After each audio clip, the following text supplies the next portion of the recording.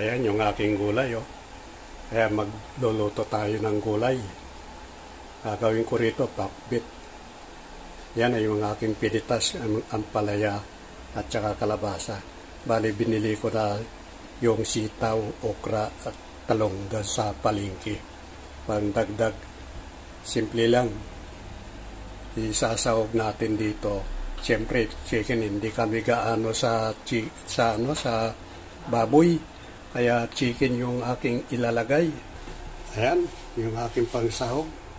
Tapos ang ilalagay natin, siyempre, bagoong na alamang. Igigisa ko muna yung bagoong. Ayan, igigisa muna natin yung bagoong.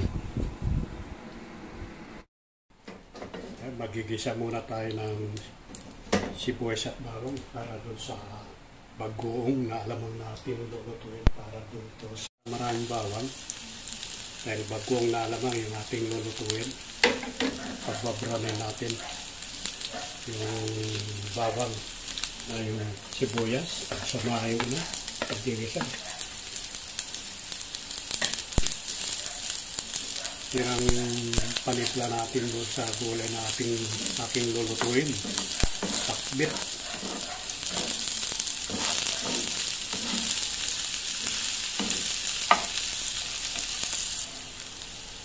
Ilagay ko na yung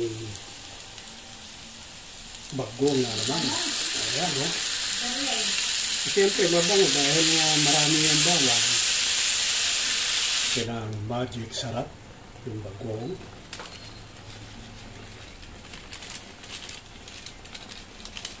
Bango, no? Bango yung ating nilulutong bagoong. Marami siyang bawang. Yung aking nilulutong bagoong na pang tinimpla dito sa lulutuin natin gulay. Ayan, okay na, luto na. Ayan, tuyot-tuyot yung ating bagoong.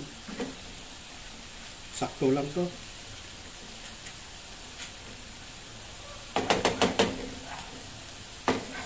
Handa muna natin yung ating lulutuin na gulay.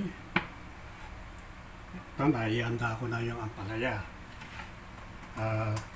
Balik talong. Tapos sitaw at okra. Ayan, o.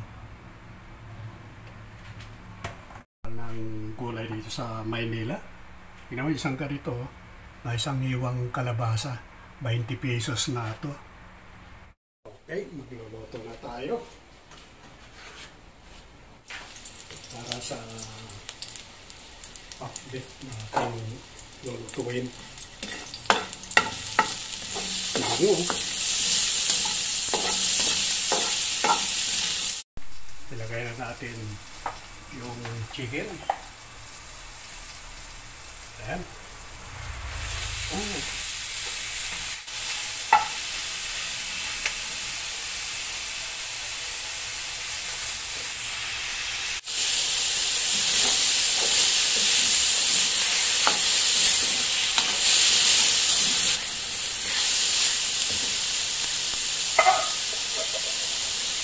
Ng tubig, 2 mug ang ating ilalagay sa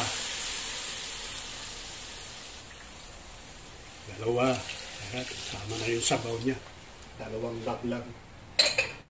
Ayan, kumukulo na siya. Lalagyan natin ng pangpasarap chicken nor cubes, 1 piraso para masarap yung ating gulay na lulutuin. Lagay ko na rin yung kalabasa. Ayun, palalambutin natin ang gusto ng kalabasa. Kaya malambot na ito. Luna po yung kalahati ng kalabasa para madurog ito, para lumabot yung sabaw. Pwede ko na ilagay yung gulay. Pagsama-samahin ko na yung okra at saka sitaw. Wow! Ayan ang gulay. Oh. Ayan. Ang dami nito, ang kalabasa. 1 buo ito, mga kaibigan, yung pinitas ko sa aking garden. Nasamahin na natin. Ayan, oh.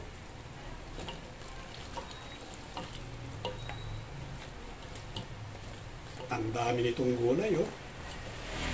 Haluin natin. Wow! Gulay. Ang dami nito, oh. Wala pa yung talong, mga kaibigan, na ating niluluto. Okay, titignan na natin. Uy, galing, oh. Ayan, oh. Lapit na maluto. Ating gulay. Haluin muna natin. Dami nito, magbibigay tayo sa kapitbahay natin para matikman nila yung ating gulay. Ilalagay ko na yung talong. Yung talong ang panghuli. So, sa clip lang naman maluto itong talong. Haluin natin. Oh, simpleng luto lang yung ating ginawang sari-saring gulay para laging healthy yung ating katawan. Gulay, paminsan-minsan, kahit na isang beses isang buwan, isang beses isang linggo, kailangan natin ng gulay. Sarap nito, eh.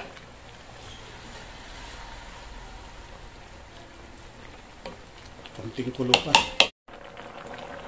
Tignan natin kung luto na. Oh, hindi na ito. Ayan. Mga kaibigan, oh. Sarap nito, oh. Oh, ayos na ayos. Ang dami nito. Magbibigay tayo sa kapitbahay ng gulay. Okay na to, luto na to.